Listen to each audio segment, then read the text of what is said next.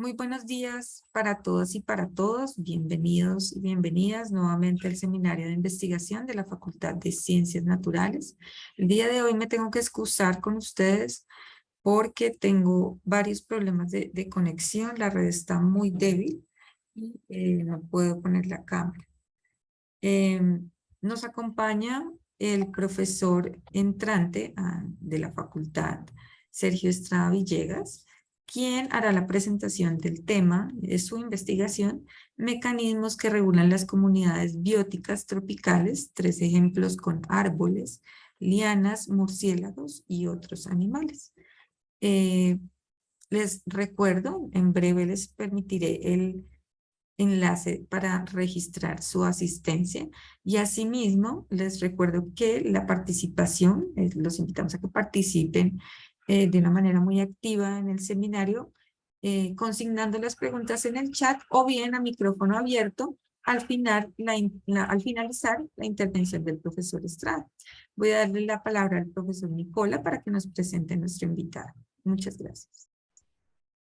Buenos días a todos, buenos días, doctor Estrada, y gracias por aceptar de ser ponente en la serie de seminarios de la investigación de la Facultad de Ciencias Naturales. Una pequeña introducción: el doctor Sergio Estrada es ecólogo de comunidades tropicales con intereses en temas de conservación, restauración y ecología de murciélagos.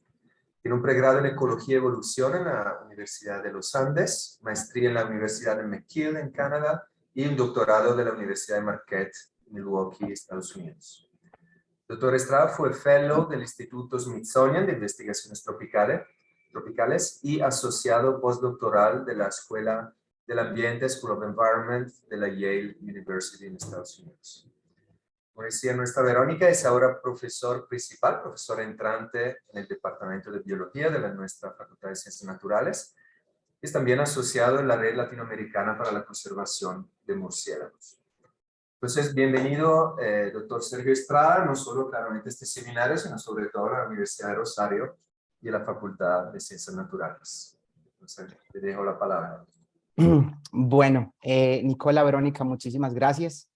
Y pues agradezco a pues estos 25 participantes que a las 8 de la mañana quieren escuchar un poquito de mis investigaciones. Estoy un poquito, con un poco de tos, entonces me disculpan si en algún momento pues se hace manifiesta. Como bien lo decía Nicola, yo soy un ecólogo de comunidades y estoy enfocado en ecosistemas tropicales. A mí me interesan saber cuáles son los mecanismos que moldean las comunidades tanto de plantas como de animales a través de gradientes ambientales. Y a lo largo de mi carrera he trabajado en paisajes como bosques antiguos, maduros, continuos, en donde la precipitación, la temperatura son uno de los factores más importantes que ayudan a conformar estas comunidades y que regulan su funcionamiento. En estos bosques he trabajado con murciélagos, como lo mencionaba el profesor Nicola.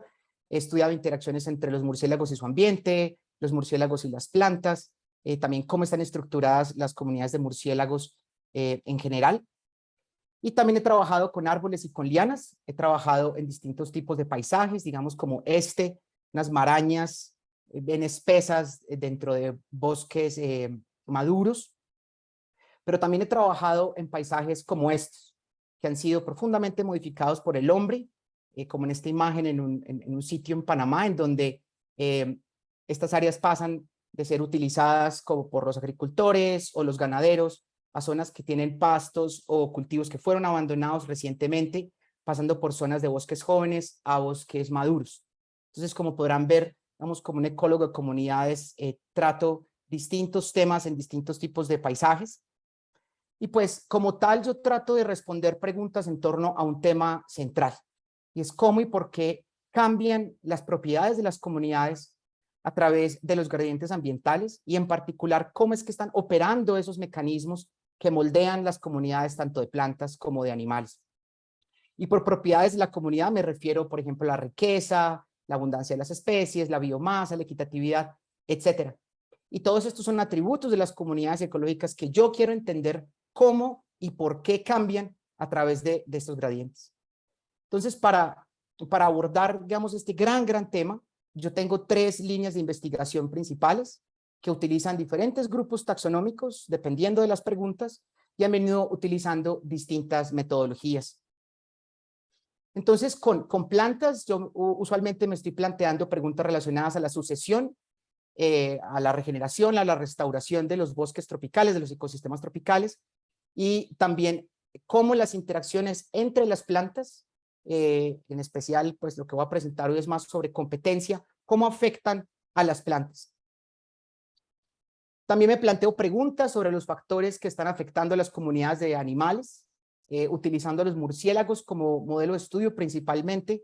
Me interesan muchísimo cómo distintas propiedades de la comunidad interactúan entre sí. O sea, en otras palabras, cómo, por ejemplo, se relacionan la riqueza, la biomasa, la equitatividad, etcétera, sabiendo que todas son maneras que nos ayudan a describir la comunidad.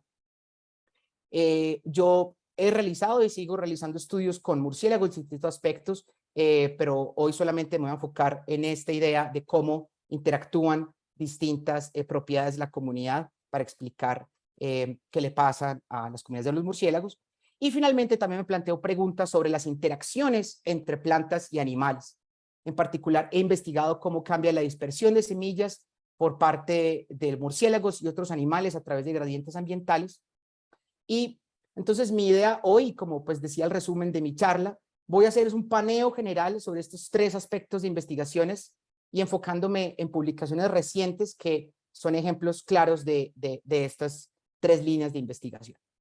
Entonces, vamos a empezar entonces con sucesión. La sucesión es un tema fundamental en la ecología, es un proceso ubicuo porque ocurre constantemente en todos los ecosistemas del mundo. La sucesión forestal en particular la podemos describir de esta manera: después de un disturbio significativo, la vegetación remanente comienza a crecer, las semillas que estaban en el suelo comienzan a germinar, semillas empiezan a ser dispersadas en estas áreas. Con el tiempo llegan otras especies, se establecen, las plantas continúan creciendo, el número de especies aumenta, hay un incremento en la biomasa y con el tiempo aumenta la complejidad, es decir, se forma un dosel, hay más especies, hay más biomasa. Entonces, entender la sucesión no solamente algo vital en la ecología, sino que entender la sucesión forestal hoy es muy importante porque aproximadamente 50% de los bosques tropicales se encuentran en estados tempranos o intermedios de regeneración. Entonces, gran parte de los servicios ecosistémicos que recibíamos y que esperamos recibir de los bosques, pues vendrán de estos bosques jóvenes. Y en todo el contexto de la sucesión forestal, me ha interesado mucho entender cómo la competencia afecta algunas propiedades de las comunidades de plantas. Y aquí es donde entra el competidor. Las lianas es una forma de vida característica de los bosques tropicales, se encuentran presentes en la sucesión y pues de una manera muy general, las lianas son enredaderas leñosas que crecen sobre los árboles para alcanzar los niveles más altos del dosel. Las lianas compiten de manera muy fuerte por agua, luz y nutrientes y de esta manera reducen el crecimiento de los árboles y incrementan su mortalidad. Las lianas invierten más en follaje que en su estructura de soporte. Usualmente son tallos poco densos y los bosques que usualmente tienen más lianas pues tienen menos biomasa. Y también muy importante en estos momentos es que más de 15 estudios han demostrado que las lianas están aumentando tanto en densidad como en área basal, especialmente en los neotrópicos. Y además, las lianas alcanzan altas densidades muy temprano en la regeneración del bosque. En esta figura tenemos en el eje X, tenemos la edad del bosque, en el eje Y tenemos la densidad de lianas. Digamos, la línea de tendencia muestra que hay un rápido incremento en la densidad de lianas durante la sucesión, pero algo muy importante es que a los 5 años de la sucesión, las lianas tienen una densidad similar a bosques maduros cercanos. Y también es durante esos 35, 30 años en donde los bosques en regeneración acumulan la mayor parte de su biomasa. Este estudio de Lawrence Porter en Nature hace varios años es muy pertinente porque nos muestra cómo la biomasa aérea incrementa en los primeros 100 años de sucesión y vemos que en los primeros 35 es donde está la mayor acumulación de esa biomasa. Todas estas trayectorias tienen una gran variación y a pesar de que existe variación climática y de suelos, quizás gran parte de esta variación se debe a la competencia tan fuerte que existe entre los árboles y las lianas. Entonces mi pregunta era si la alta densidad de lianas tiene unos efectos significativos en la acumulación de biomasa en estos bosques jóvenes, es decir, en otras palabras, ¿qué tanto afectan las lianas la acumulación de biomasa en la sucesión forestal? Entonces nos planteamos la hipótesis que las lianas tienen un fuerte efecto en la acumulación de biomasa en los bosques sucesionales más viejos, porque la densidad de lianas aumenta rápidamente tras el abandono de las tierras de cultivo o que fueron tierras para ganado. Y probamos esta hipótesis en el proyecto Agua Salud, que está ubicada muy cerca al Canal de Panamá, en la parte central de Panamá. Estos son unos bosques, digamos, húmedos. El proyecto Agua Salud abarca más o menos como unas 500 hectáreas y dentro de esto existen bosques en sucesión de distintas edades. Entonces escogimos 30 sitios que van desde los 10 años de abandono a los 35 años de abandono. Entonces, dentro de cada uno de estos sitios tenemos dos parcelas, una parcela control y una parcela de remoción de lianas o de corte de lianas. Cada parcela es de 50 por 20 y hay un buffer de 5 metros donde también cortamos las lianas. Las lianas que estaban, digamos, penetrando en la parcela por fuera, creciendo a través del dosel de los árboles, también las cortamos. Es decir, mirábamos arriba, seguíamos los tallos de las lianas y donde vinieran, pues las íbamos y las cortábamos. De toda esta comunidad de árboles, que eran más o menos unos 15,000, seleccionamos las 22 especies más abundantes dentro de esta secuencia de parcelas. Seleccionamos al azar árboles de 3 clases de tamaños, pequeños, medianos, grandes, y medimos su crecimiento una vez al año tomando el diámetro a la altura del pecho. Entonces, del 2013 al 2017 estuve siguiendo la vida y analicé aproximadamente 1,628 árboles. Entonces, en el 2013 fuimos y cortamos las lianas. Ese fue el año del primer corte y cada año revisitábamos las parcelas para cortar las lianas que estuvieran rebrotando y entonces pues repetimos estos cortes cada año hasta el 2017-18. Esta es una fotografía de un sitio cercano a Agua Salud, pero quiero que vean lo marcada que es la diferencia entre antes del corte y después del corte cuando ya las lianas se han podrido y han caído del dosel. Entonces voy a mostrar los primeros resultados. Déjenme los guío por esta gráfica. Entonces en el eje X de nuevo tenemos la edad del bosque. En el eje Y tenemos la acumulación de biomasa relativa, es decir, integra lo que cada árbol acumuló el año anterior. Es una medida prácticamente equivalente a relative growth rate, pero es en temas de biomasa. En verde tenemos las parcelas donde se realizaron los cortes de lianas y en gris las parcelas control, donde no se cortaron las lianas. Acá estoy mostrando los árboles, los resultados para árboles grandes, dado que no encontramos diferencias en los árboles medianos y pequeños, ya comentaré al respecto. Y en el 2014 vemos que no hubo diferencias entre los tratamientos, es decir, las parcelas donde cortamos las lianas no acumularon más biomasa. Y tampoco vemos un efecto causado por la edad del bosque, es decir, tanto los bosques más jóvenes como los bosques un poquito más viejos no estaban acumulando más o menos biomasa. Sin embargo, a partir de 2015 en adelante, los árboles grandes acumularon más biomasa en las parcelas de remoción de lianas en comparación a los controles independientemente de la edad del bosque. Es decir, si ven, las líneas de tendencia del corte de lianas superan, están por encima, significativamente más arriba que la línea de tendencia de los controles. Concluimos que las lianas reducen la acumulación de biomasa en estos bosques sucesionales solamente para los árboles grandes y el efecto es perjudicial, el efecto de las lianas es perjudicial y es alto a través de los bosques más jóvenes y los bosques más viejos. Esto es muy interesante porque estábamos pensando en nuestra hipótesis era que solamente el efecto se iba a dar de una manera más preponderante en los bosques un poco más viejos y realmente no fue así. Y pues interpretamos esto de la siguiente manera. Claro, los árboles más grandes se ven más beneficiados por la eliminación de la competencia porque las lianas están buscando los sitios donde hay más luz y hay más luz y los árboles grandes ocupan esa parte superior del dosel. Ellos prácticamente dominan el dosel. Entonces, al remover la competencia, los árboles grandes son los que se ven más beneficiados, mientras que los árboles medianos y pequeños que están, digamos, supeditados a lo que suceda en la parte superior del dosel, pues no se ven beneficiados por la ausencia de lianas. Ahora bien, queríamos profundizar y entender entonces qué factores afectan la acumulación de biomasa más allá de la remoción de lianas. Entonces, para ello, desde el 2015 en adelante, determinamos la condición de las copas y el índice de iluminación de cada árbol que medimos.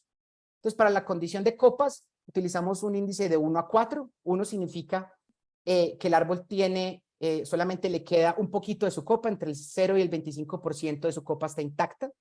Y el 4 indica que entre el 75 y el 100% de su copa está intacta, es decir, que no ha perdido ninguna parte importante de su copa. Y obtuvimos un índice de iluminación que va de 4 a 5. Esto es un índice muy clásico que viene desde los 80s. 5 entonces son árboles que reciben luz tanto vertical como lateral, es decir, sus copas están completamente expuestas a la luz. Y el 1 son árboles con copas que no están expuestas ni a la luz vertical ni a la luz lateral. Entonces utilizamos un modelo lineal mixto que nos permite tener en cuenta entonces que los árboles están anidados dentro de las parcelas, que las parcelas están anidados dentro de cada uno de esos sitios y tenemos medidas repetidas a través del tiempo. Entonces con este análisis lo que buscábamos era ver el efecto de la remoción de las lianas teniendo en cuenta la edad del bosque, el estado de las copas, la iluminación y el año de muestreo.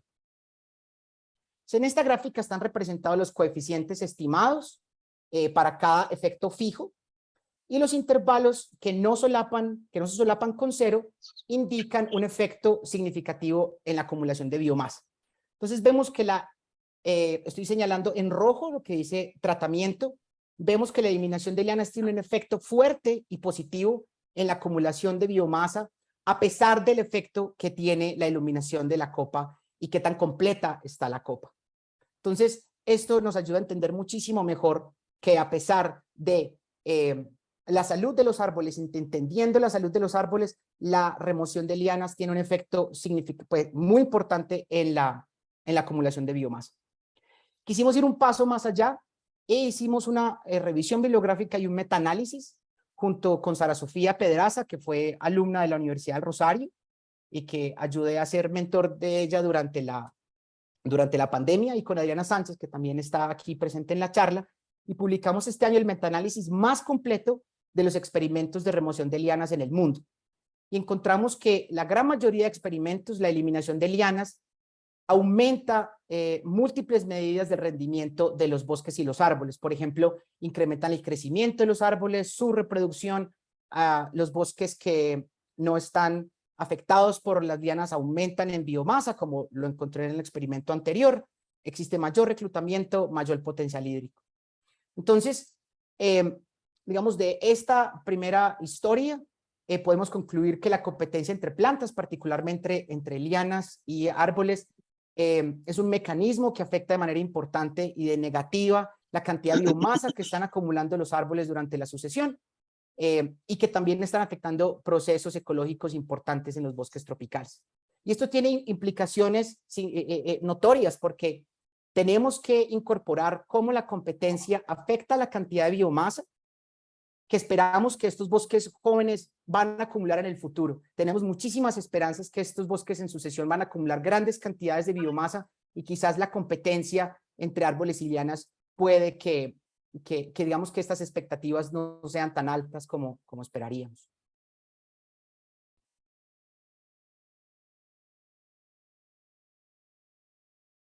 Bueno, entonces vamos a la segunda parte de esta charla y vamos a hablar cómo los gradientes ambientales moldean las comunidades de murciélagos tropicales y en particular cómo la estacionalidad térmica regula la equitatividad. Entonces, damos un repaso general. La equitatividad es un índice que nos indica, que nos hace ver qué tan diferentes son las abundancias entre las especies de una comunidad. La equitatividad es una propiedad muy importante de las comunidades biológicas porque nos ayuda a inferir la distribución de los nichos o también nos ayuda a entender cómo está la apropiación de los recursos a través de las especies de una comunidad. O sea, en otras palabras, la equitatividad nos ayuda a entender el funcionamiento de las comunidades dentro de sus ecosistemas. Y en comparación a la riqueza, sabemos relativamente poco cuáles son los factores que determinan la equitatividad de una comunidad. O sea, sabemos muy bien que la riqueza incrementa cuando los ecosistemas son más estables, cuando hay estabilidad climática, pero no sabemos bien si sucede lo mismo con la equitatividad.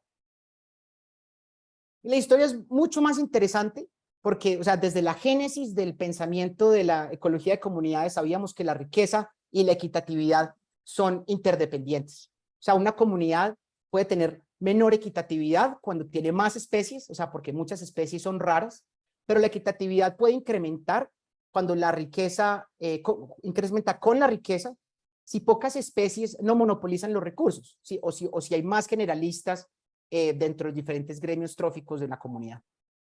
Asimismo, también sabemos que la biomasa puede afectar la equitatividad. Por ejemplo, la equitatividad puede cambiar si algunas especies monopolizan recursos a costa de la abundancia de otras especies. Y si las monopolizadoras pues, son de mayor tamaño, entonces la biomasa tendría un efecto preponderante en la equitatividad. Y de la misma manera, sabemos que la riqueza y la biomasa no son completamente independientes tampoco. Por ejemplo, la biomasa puede afectar la riqueza cuando especies de mayor tamaño excluyen competitivamente especies que tienen nichos parecidos. Y finalmente también sabemos que los gradientes ambientales tienen injerencia en la equitatividad, dado que modulan la riqueza y la biomasa. O sea, por ejemplo, sitios donde hay mayor estabilidad climática, en otras palabras, donde hay menos estrés medioambiental, más especies pueden coexistir y pueden haber especies con más biomasa. O sea, esto lo han encontrado, por ejemplo, en comunidades de aves tropicales, como lo demostró John Terborg en los 90s, o como Joro Ganja y colaboradores mostraron para primates tropicales y extratropicales. Para murciélagos en particular, Richard Stevens hace algunos años hipotetizó que la riqueza está afectada por la disponibilidad de recursos, mientras que la equitatividad es afectada por la estabilidad ambiental. En un estudio previo encontramos una relación muy interesante entre biomasa y equitatividad. Entonces, en el eje X tenemos biomasa en escala logarítmica y en el eje Y tenemos equitatividad. Observamos que sitios con más especies tienen especies de mayor tamaño tienen menos equitatividad. Y cuando segregamos los sitios según el gradiente de estacionalidad que estaba en esta zona de trabajo, los sitios más estacionales, o sea, los que están en círculos y resaltados en amarillo, tienen más especies con menos biomasa, pero esas comunidades son las que tienen más equitatividad. De la misma manera, en sitios menos estacionales, o sea, los triangulitos negros y los resaltados en rojo, tenían especies de mayor tamaño, pero esas comunidades tenían menos equitatividad. Entonces, en síntesis, tenemos evidencias de que la equitatividad puede estar influenciada por la riqueza, por la biomasa, y estas a su vez quizás están reguladas por el clima.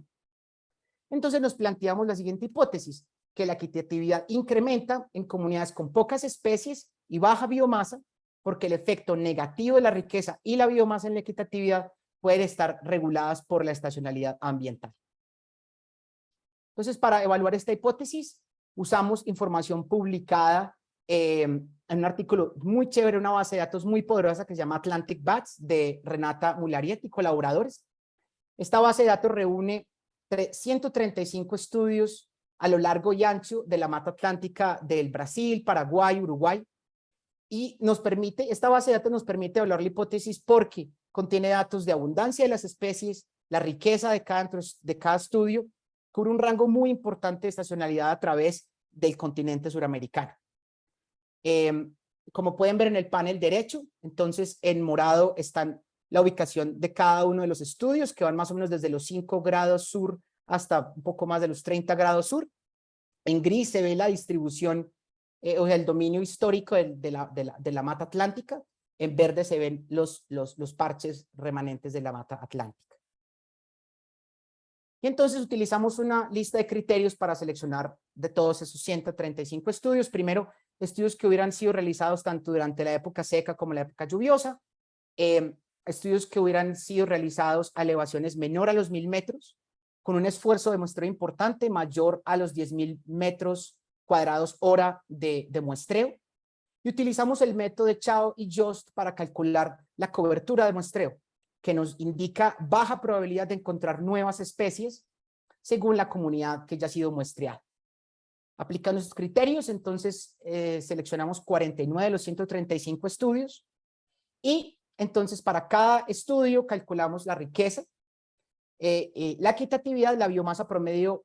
Buscamos en la literatura la biomasa de todas las especies que se encontraban en el bosque atlántico, entonces calculamos la biomasa promedio para cada uno de estos sitios y usamos 3 índices de equitatividad porque capturan de distintas maneras cómo es que la riqueza y la abundancia relativa afectan la equitatividad. Entonces, los 2 primeros índices de equitatividad son derivados de los números efectivos de especies o los números de Hill, y el último es un índice de equitatividad clásico que es basado en Shannon y Wayne. Para identificar cómo la estacionalidad climática afecta a las comunidades, utilizamos 19 variables de WorldClim. Hicimos un análisis de componentes principales para buscar el gradiente que mejor representara la estacionalidad. Entonces, en esta ordenación tenemos todos los sitios de la base de datos de Atlantic Bats en negro. En rojo están los vectores de cada una de las variables climáticas y encontramos que el primer eje del componente principal explica 47% de la variación y las variables más importantes de ese eje son todas relacionadas con temperatura. Por ejemplo, temperatura media anual, rango de temperatura, estacionalidad térmica y otras. Entonces, definimos estacionalidad climática y en particular la estacionalidad térmica como los cambios cíclicos de temperatura a lo largo del año. Entonces, sitios con mayor estacionalidad experimentan diferencias más grandes de temperatura de una estación a otra. Entonces, este es nuestro gradiente de estacionalidad, que es este primer eje de este análisis de componentes principales. En este mapa les estoy mostrando solamente una de las variables de WorldClim, que es estacionalidad térmica, pues simplemente para que la vean cómo se distribuye en el espacio. Aquí están entonces marcados los 49 sitios de estudio. Los sitios de muestreo más al sur tienen mayor variabilidad térmica a través del año, es decir, la estacionalidad térmica es mayor en esos sitios que están más al sur de los que están al norte. Ok. Para evaluar entonces nuestra hipótesis utilizamos dos tipos de análisis. Uno es un análisis de vías y después hicimos una selección de modelos usando el criterio de información de Akaike y el test C de Fisher. Le propusimos varias maneras de cómo la riqueza y la biomasa afectan la equitatividad, integrando el efecto de la estacionalidad térmica en esas dos variables. Pues, por ejemplo, pueden ver aquí todo el listado de modelos que nosotros evaluamos. Por ejemplo, propusimos modelos de análisis secuencial, como los 2 primeros, el tercero y el cuarto, o efectos simultáneos de la riqueza y la biomasa, como por ejemplo el tercer modelo, o efectos indirectos, como los 2 últimos modelos. Y finalmente, entonces, para cada uno de estos modelos, entonces calculamos un criterio de información de Akaike y un test de Fisher. Y finalmente calculamos los coeficientes estandarizados para cada una de esas flechitas, para cada una de esas interacciones. Entonces, mientras más alto sea el coeficiente estandarizado, pues más estrecha es la relación de una variable a la otra. Y además nos indica la dirección de esa relación, si es positiva o es negativa.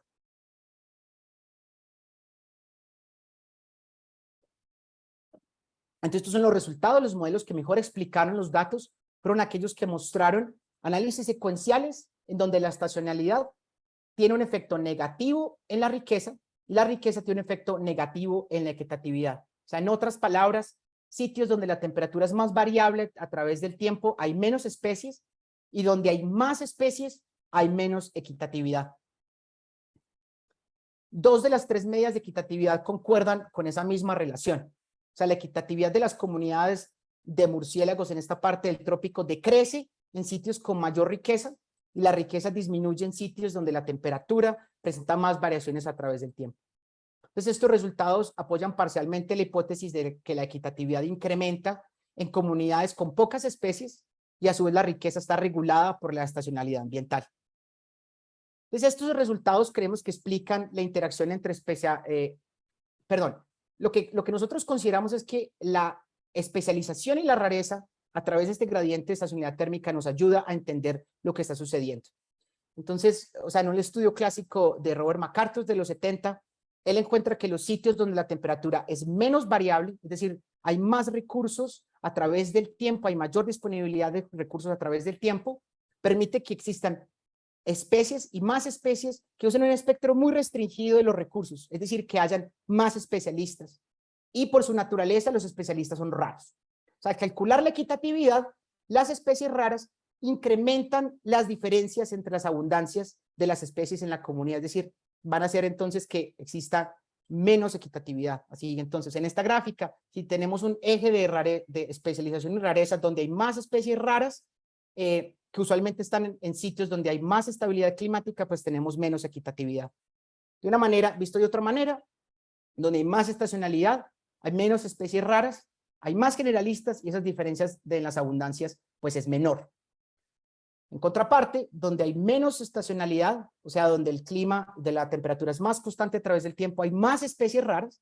En este caso, en la Mata Atlántica, por ejemplo, está esta especie de la izquierda, como Chiroderma villosum, que está especializado a ciertos tipos de frutas, o Lophostoma brasiliense, que tiene unas maderas muy peculiares de buscar insectos. Pues estas son especies raras, y esas son las que hacen que se incrementen esas diferencias entre sus abundancias. Entonces, en esta segunda parte les mostré cómo un gradiente ambiental de temperatura afecta la equitatividad de los murciélagos tropicales.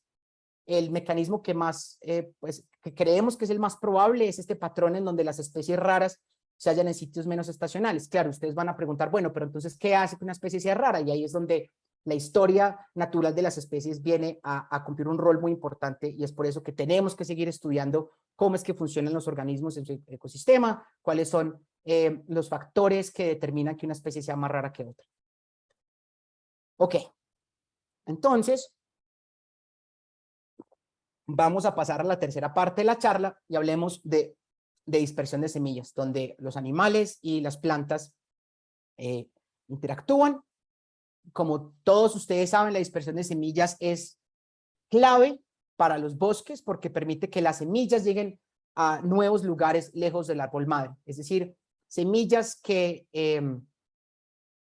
caen del árbol madre y no son dispersadas tienen una muy baja probabilidad de sobrevivir.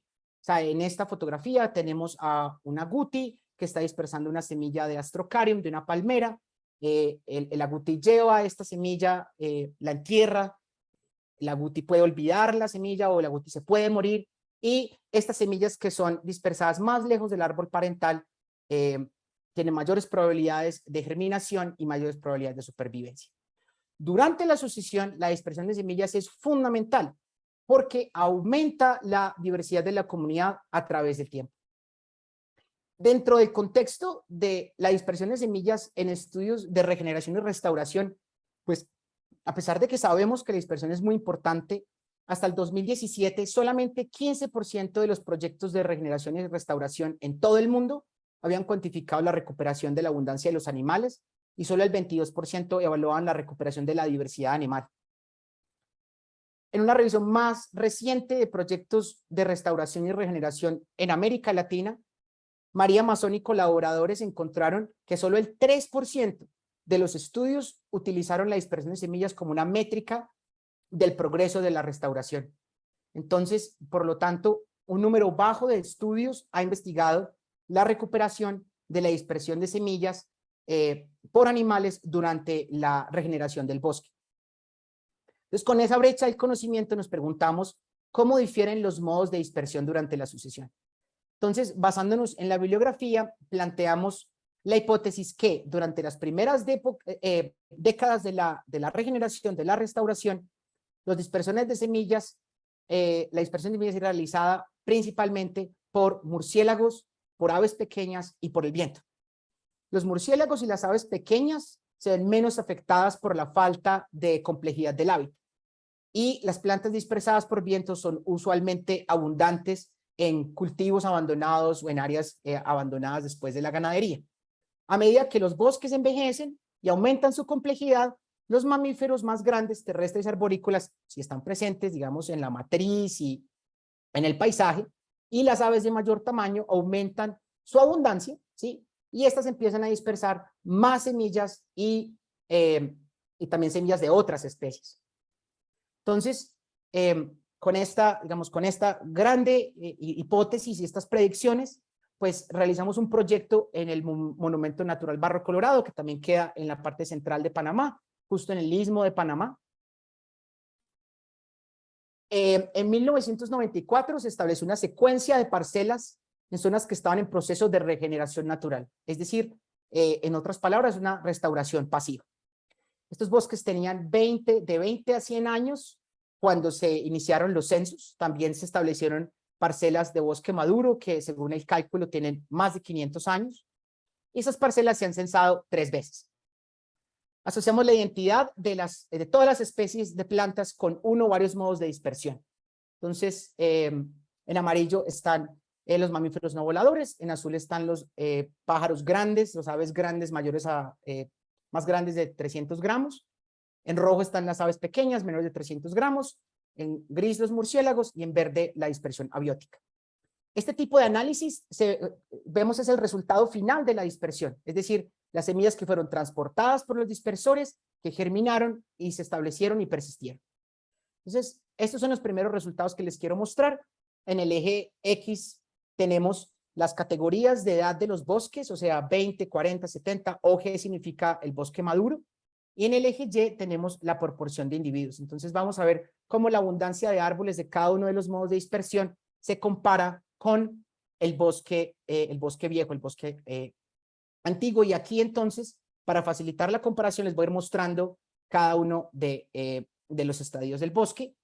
En esta primera parte, en esta primera comparación, vemos que existe una diferencia significativa entre los mamíferos, en la abundancia de árboles dispersadas por no voladores y aves grandes.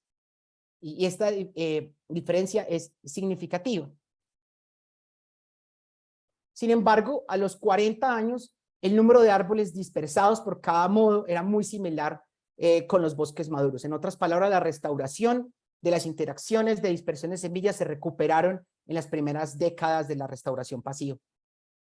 Después de los 40 años, la abundancia de árboles era muy similar a la de los bosques maduros para la mayoría de los modos de dispersión. Ahora veamos la abundancia de árboles dispersados por cada modo, utilizando ya los 3 censos. La información anterior era solamente de un censo, los otros censos mostraban el mismo patrón, pero ahora veámoslos todos en conjunto a través de la sucesión. Entonces, en el eje X tenemos la edad del bosque, pero ahora como una variable continua, donde excluimos a los bosques viejos, y en el eje Y tenemos el número proporcional de individuos dispersados por cada modo. Y usando lineales mixtos generalizados, encontramos que la abundancia de árboles dispersadas por aves pequeñas disminuía durante la restauración, mientras que la abundancia de árboles dispersados por aves grandes aumentaba a medida que los bosques envejecían. Estos resultados coinciden perfectamente con nuestra hipótesis.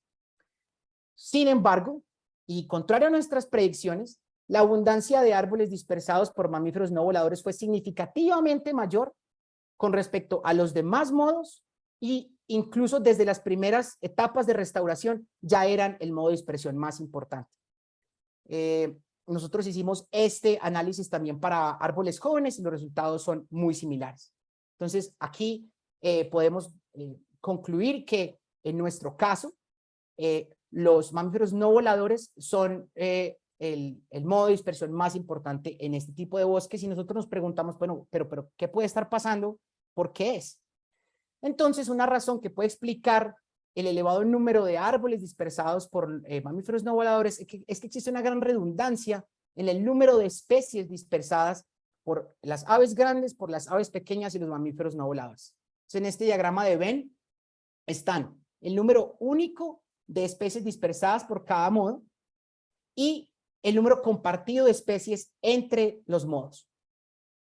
Entonces, para nuestro estudio encontramos que existe un alto número, digamos, de redundancia. Esto desde el punto de vista evolutivo tiene sentido. Las plantas no quieren que exista un solo dispersor, porque si el dispersor se extingue, pues entonces, ¿quién dispersa esas semillas?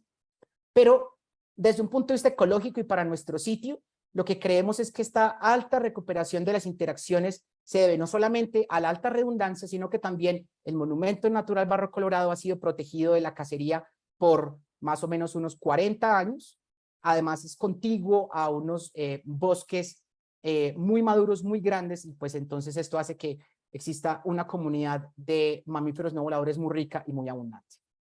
Entonces, en esta última historia les mostré cómo la importancia de distintos modos de dispersión cambian a través de la restauración pasiva, y estos modos tienen una incidencia importante en cómo va cambiando el bosque a través del tiempo, tanto desde el punto de vista de la riqueza como el punto de vista de la abundancia. Considero que estos resultados son como, digamos, el mejor escenario en comparación a otros lugares del trópico que están en vía de restauración de manera pasiva. O sea, yo esperaría que en sitios donde las interacciones del hombre con la naturaleza han sido mucho más fuertes, pues que la recuperación de esas interacciones de dispersión se tarden más tiempo, y pues me parece muy importante que en la literatura exista este tipo de mejores escenarios. Entonces, en resumen, les he mostrado los 3 aspectos más importantes de mi programa de investigación. Yo indago cuáles y cómo es que operan los posibles mecanismos que estructuran las comunidades tropicales a través de gradientes ambientales. Utilizo plantas, utilizo animales, utilizo murciélagos como organismos de estudio, y uso diferentes metodologías dependiendo de las preguntas. De una manera más esquemática y, digamos, menos taxonómica, yo visualizo mi programa de investigación en donde como los factores bióticos y abióticos a nivel del paisaje o a nivel, digamos, un poco más grande como a nivel continental, están afectando a las comunidades, tanto su riqueza, su abundancia, su equitatividad, etcétera. Y a escalas mucho más locales, como las interacciones ecológicas, también están afectando la estructura de las comunidades. Como pueden ver, gran parte de la investigación que estoy realizando ahora son en bosques de sucesión, me parecen muy importantes e interesantísimos. También continúo con estudios de investigación con, por ejemplo, con murciélagos en acústica.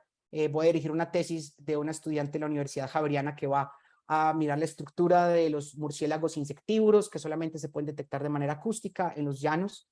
Y sigo estudiando temas, por ejemplo, de lianas, es decir, que ayuda a explicar la diversidad de lianas en bosques húmedos y secos. Para cerrar, quiero mostrarles, digamos, 2 proyectos importantes. Uno es, con unos colegas tenemos una estación científica en el Bichada que se llama Tomo Grande.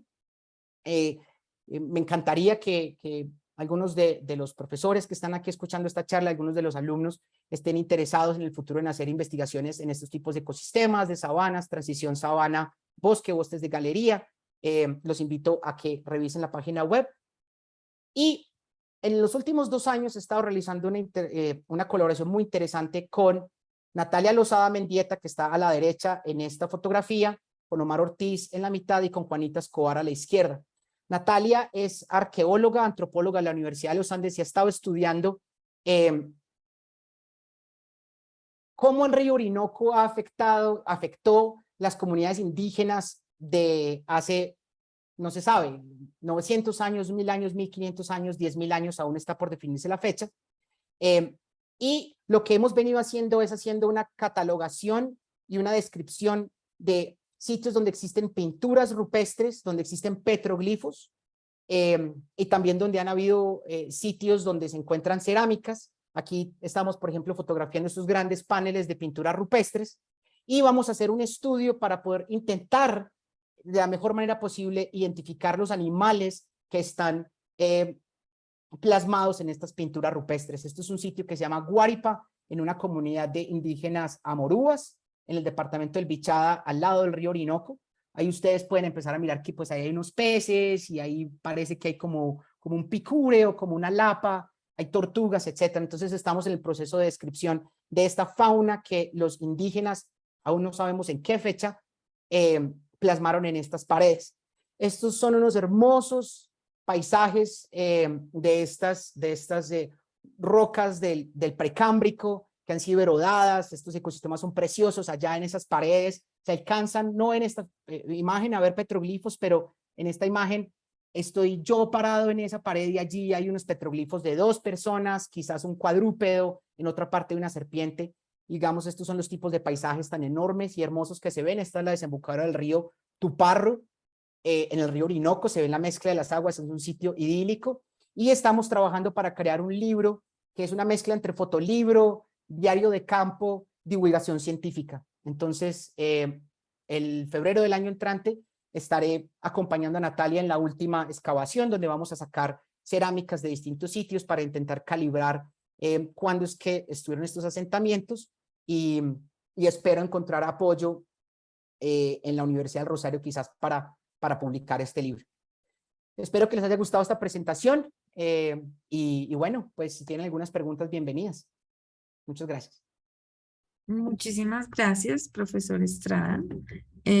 Claro, nos encantó su presentación, tanto así que tenemos dos intervenciones. La primera, por el chat, es de Alejandro Quevedo y pregunta: ¿cómo se determina el tipo de dispersor asociado a la regeneración de los bosques? Ok, en este tipo de casos, lo que se usa es clásica historia natural. Es decir, si usted fue y observó que cierta especie de ave estaba consumiendo X especie de planta, usted entonces tiene esta asociación dispersor-planta. Y entonces en una comunidad que ha sido estudiada a través del tiempo, pues entonces uno tiene un listado de estas especies de animales consumen este tipo de plantas. Así entonces, pues esto no solamente conlleva a que tenemos que conocer bien los bosques que estamos estudiando, pero tenemos que entonces que tener un récord muy detallado digamos, de esas interacciones ecológicas. Y así entonces, al acumular todo ese tipo, esos datos, ya podemos tener una idea mucho más completa de las interacciones de las plantas que están siendo consumidas por los animales. Y también, digamos, hay un montón de estudios posteriores, digamos, de tránsito de semillas, de porcentajes de germinación, etcétera. No sé si eso responde la pregunta. Yo pensaría que sí, aunque Alejandro, Ok. si tienes alguna reacción, entonces, pues por aquí estamos bienvenidos, estamos listos. Tenemos 3 manos levantadas del profesor Camilo Salazar, posteriormente Juan Posada y por último, por ahora, del profesor Steiner. Entonces, profesor Camilo, por favor. Buenos días, Sergio. Hola, Muy Camilo. chévere toda la presentación. Una pregunta que sí tengo ahí de la parte de la dispersión en general es que siempre me he preguntado a estos estudios de ecología de dispersión y que solo una vez creo que hay un paper en Molecular Ecology de Andy Jones que estuvo un tiempo trabajando allá. Es cuánto esa dispersión realmente es dispersión efectiva en cuanto a individuos genéticos que se están moviendo. O sea, pool genético que realmente puede decir uno qué árbol es el que puso esta semilla y se movió tantos kilómetros y realmente fue exitosa en producir una nueva planta a tanta distancia, y realmente cuáles son las que, por ejemplo, estarían moviendo los murciélagos o las aves, ya a nivel de los individuos realmente que se están reproduciendo en el sistema, que no veo que muchas veces no le meten esa parte. Claro, Sé que tú sepas si se ha hecho más o está sí. planeado. No. O sea, por ejemplo, hay un estudio muy bonito hecho en la selva en donde miraron la palma hirartela, en donde entonces miraron 50 adultos y miraron todas las plántulas de hirartela alrededor de esos adultos a una distancia creo que como de 200, 300 metros, y asociaron si eran hijos o no de estas palmas. Y encontraron que una gran proporción de esas plántulas no son de esos parentales. Entonces también indagan, listo, un montón de aves y de primates están dispersando hirartela. Entonces digamos que ahí se puede definir, listo, si existe una dispersión efectiva que no es relacionada a la dispersión, digamos, pasiva del parental. Existen otros estudios en donde han demostrado efectivamente que mientras más lejos esté el parental y mientras menos relacionado con el árbol parental, pues tiene mayor probabilidad de supervivencia. Claro, ahora bien, lo que tocaría entonces es hacer un estudio parental con muchos individuos, muchas especies, y pues yo creo que ese sería el santo grial que muchísima gente quiere. Por ejemplo, yo sé que muchas personas están haciendo barcoding para intentar acercarse a esa pregunta, pero o sea, los ejemplos que yo conozco, por lo menos en su sesión, sí indican que la dispersión es efectiva en el sentido de que se tiene que alejar suficientes números de metros para que los individuos pues puedan sobrevivir. No sé si eso responde a tu pregunta, Camilo. Sí, entonces ahí tiene para contestar el santo grial, pero no lo vaya No, a hacer con pues. barco y hágalo con algo más tecnificado. El Ok, estilo de los gracias. humanos, genética a gran escala, ¿no? Claro, por supuesto. Bueno. Gracias. Profesor Juan Posada, por favor. Gracias. Hola Sergio, muchas gracias. Muy interesante la charla. Gracias, Juan. Tengo un par de preguntas sobre la segunda parte de tu charla, en la relación entre equitatividad y riqueza.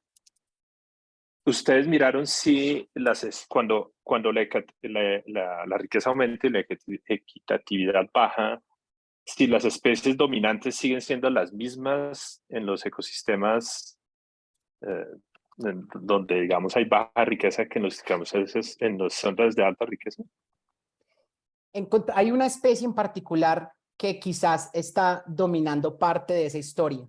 Es un murciélago de mediano tamaño frugívoro que es bastante generalista. Por su tamaño, él puede estar consumiendo frutas medianas, grandes, y al parecer es de estas especies que le van muy bien con digamos, con la fragmentación del hábitat. Pero hay otras especies que realmente hay un recambio casi completo. Entonces, sí existe el Artibeus lituratus, parece que está, digamos, siendo como el responsable de que esto suceda, pero cuando miras las comunidades, digamos, más al norte, las menos estacionales, hay otras especies muchísimo más abundantes que Artibeus lituratus. Entonces, digamos que no existe, digamos, un solo culpable. ¿Y funcionalmente, de casualidad, tienen datos de cambios en rasgos funcionales en ese gradiente? No, ese es exactamente el siguiente paso, porque lo que yo creo es que cuando uno mira, por ejemplo, los insectívoros, que de todas maneras no son relativamente bien capturados con redes de niebla, la cosa va a cambiar. Dentro de los frugívoros también hay distintos subgremios. Entonces están unos, por ejemplo, que están relativamente especializados a Piper y otros a Ficus y a Moracias y a Cecropiaceae. Entonces ahí quizás vaya a haber una historia diferente. Absolutamente de acuerdo. Gracias. Sí. Gracias. Y una última pregunta. ¿Cuál sería tu hipótesis, básicamente, de cómo cambiarían en bosques? De pronto, no sé si has pensado mucho en bosques de montaña, pero en los bosques altoandinos, tenemos pues dentro de nuestro laboratorio, y Carolina, el estudiante Carolina Álvarez está aquí, que trabaja mucho con rasgos de semillas y fenología. Yo me preguntaba si en bosques de montaña tú tienes una predicción de cómo cambian los dispersores a lo largo de un gradiente de sucesión. ¿Tú crees que, o en zonas muy alteradas, de pronto haciendo una pregunta más general, ¿tú cómo crees que esto puedan cambiar? Yo creo que, a ver, tendría que pensar un poco más al respecto, pero mi primera respuesta, así, abuelo de pájaro, es que existe claramente un recambio de especies de bosques de tierras bajas a bosques de tierras altas, ¿sí? Pero yo creo que se va a mantener una relación de tamaño, diferencias de tamaños entre aves grandes, aves pequeñas, y entre murciélagos un poco más grandes y un poco más pequeños. Para los murciélagos quizás sea un poco más complejo porque, digamos, por un tema térmico, hay más bien pocas especies de gran tamaño de murciélagos en bosques altoandinos o de bosques, o sea, al incrementar la elevación es mucho más difícil ser un murciélago, pero es un poco más fácil ser pájaro a mayor elevación. Pero yo creo que se mantendría esta distribución de tamaño a través de los bosques de sucesión. Entonces, animales pequeños, murciélagos pequeños y aves pequeñas serían más importantes al principio de la sucesión, y en los estadios posteriores yo creo que si existen en el paisaje mamíferos grandes o aves grandes, pues ellas entrarían a hacer los modos de dispersión más importantes luego. Y también no conozco la relación de tamaño de semillas en los bosques altitudinales o a través de, digamos, de un gradiente altitudinal desde, qué sé yo, 100 a 3000. No lo conozco, pero no sé. Creo que debería ser también especies más pequeñas, pero no sé. Listo, gracias. Chévere. Gracias, profesor Posada. Profesor Stein. Ay, bajo la mano. No, pero... No. Sí, no, sí. Por favor. También estoy un poquito afónico, pues estoy aquí en casa. Sí, muchas Tranquilo. gracias por la presentación, que estaba muy bien. Yo tengo una pregunta sobre las lianas.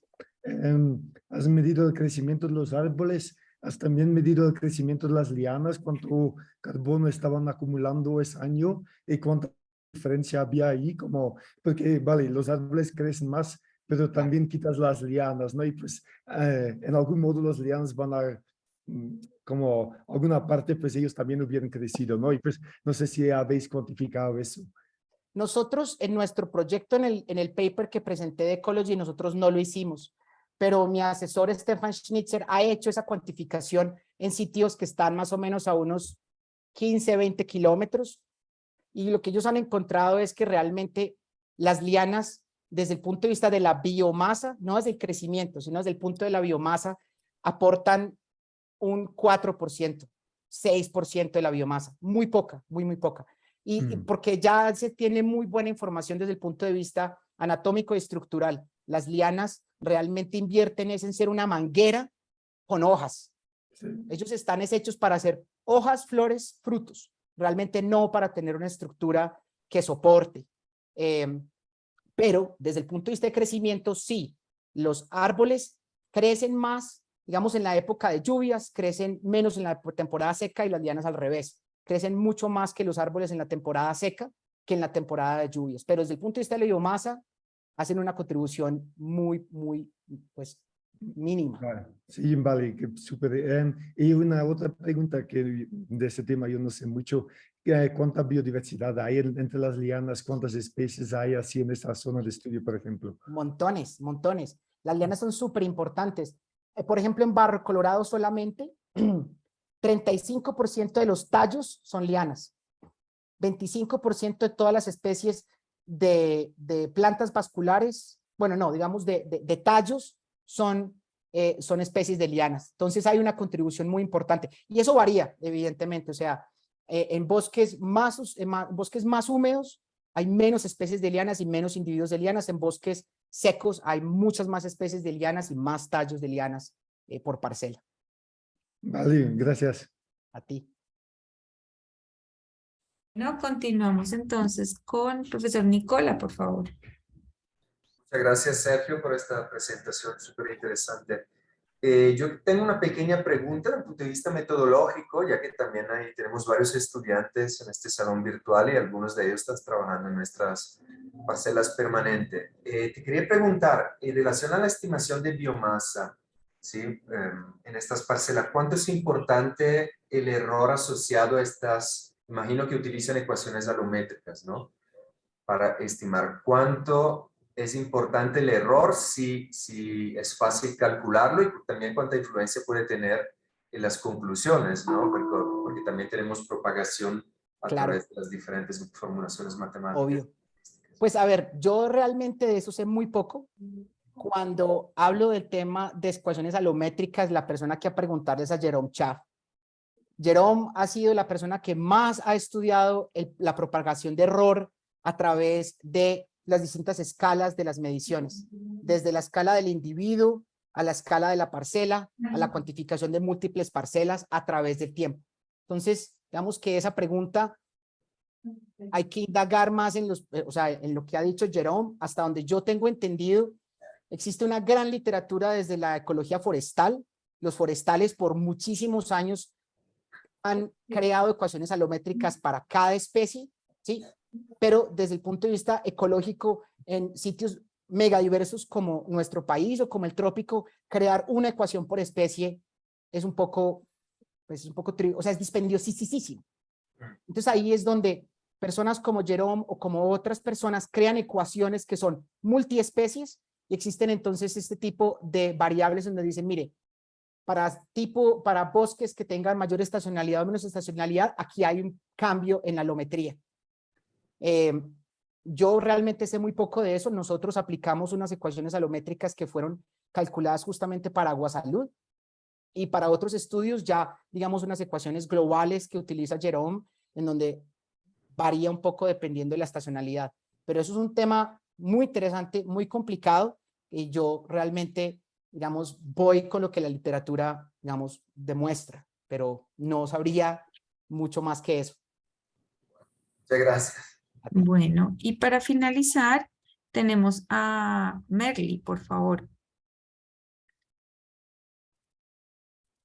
Merly, gracias. Hola Sergio, ¿cómo estás? Homer, le gustó verte, ¿cómo te ha ido? Bien, gracias. Y tú, oye, gracias por esta charla. Realmente es bueno madrugar para escuchar de lianas y de todo este tema porque sabes que me encanta. Tengo pues varias preguntas, sabes, en mi proceso de formación, pero digamos que cuando hicieron el trabajo allá de la biomasa, identificaron las especies de lianas que llegaban, digamos, en determinado tiempo, o solo como, digamos, el interés de la pregunta estaba enfocada en la biomasa, pues realmente fue ese el propósito y no hay un registro que de pronto nos pudiera aportar en términos de cuáles son las especies que van llegando en el tiempo para temas de restauración ecológica, por ejemplo. Claro. El estudio que mostré, la primera figura que mostré de Katie Berry, es un estudio de biotrópica en donde justamente se hizo la descripción de las lianas a través de esa cronosecuencia. Entonces ya sabíamos exactamente, porque otros estudios, principalmente los de Michiel van Brugel, ya habían descrito la parte de árboles, pero el trabajo de Katie demuestra cómo hay un recambio de especies de lianas a través de la sucesión, cómo van cambiando las especies más importantes. Entonces, eso ya existía en nuestro sitio de trabajo y sabíamos muy bien cuáles especies van cambiando. Ahora bien, no sabemos y muy poquita gente sabe si existe un efecto diferencial dependiendo de la especie de liana y especie de árbol. Porque claramente aquí estamos tratando a todo el mundo en conjunto, que digamos que es la forma amplia y digamos inicial / burda. Pero claro, algunas especies de lianas o gremios dentro de las lianas quizás sean muchísimo más agresivas y reduzcan la biomasa, reduzcan más biomasa en ciertos tipos de especies o en ciertos tipos digamos, de grupos funcionales de árboles. Eso no, pues hay muy poquita gente que hace eso y hasta donde yo tengo entendido eso no lo sabe nadie ahora. Ok, Sergio, y si me permites otro espacio, Por supuesto, claro. ¿Tienes datos de dispersión de semillas de lianas por parte de murciélagos? Es que digamos que hay cierta limitante para aquellos que queremos trabajar en ecología del paisaje con lianas para la delimitación de las distancias de paisajes multiescala. Ajá. Entonces, creo que, digamos, los murciélagos tienen una muy buena interacción allí. Hay algunas especies que se relacionan. ¿Existe algo? Mira, tendría que buscar con detalle. Sé de más especies de lianas que son polinizadas por murciélagos, pero no que son dispersadas por murciélagos. Dentro de las lianas, la mayor cantidad de especies son dispersadas por viento. Es decir, desde el número de vista de especies, bignoniáceas, casi todas y no todas son dispersadas por viento y ellas tienen un componente muy importante dentro de la proporción de especies de lianas. Pero me pusiste buena tarea, la voy a buscar porque no sé, es decir, no te podría decir, sí, claro, el género tal es dispersado por X murciélago. Voy a buscar a ver qué encuentro y te aviso, pero no lo sé así, abuelo de pájaro, así pues como en la punta de la lengua, no lo sé. Sí, es que es bien interesante y sobre todo porque la relación que hay en los grupos y frente al tema de, digamos, de esas interacciones que te interesan abordar, es un buen llamado. Y esto también, mi último punto de la intervención es la invitación tal vez a que iniciemos ese relacionamiento interinstitucional para consolidar el tema de las lianas en nuestro país, que creo que así como Stefan lo ha hecho en Panamá y tenemos su herencia, pues creo que Claro. debemos empezar y estamos en deuda en nuestro país. Por supuesto. Bueno, muchas gracias a ti y a la universidad por generar estos espacios. Bueno, Muchas gracias. muchísimas gracias, Merly. Muy interesante su observación. Y pues si la facultad puede colaborar, estaremos con muchísimo gusto pendientes. Bueno, no siendo más, profesor Sergio, que esta sea la bienvenida Muchas gracias. para su nuevo labor en la facultad. Nos encanta conocerlo de esta manera. Y para todos y para todas, muchísimas gracias por la asistencia, por esa activa participación y esperamos encontrarlos en las próximas sesiones de seminario. Muchas gracias y muy buen día para todos y para todas. Muchas gracias. Hasta luego. Chao. Gracias. Muchas gracias.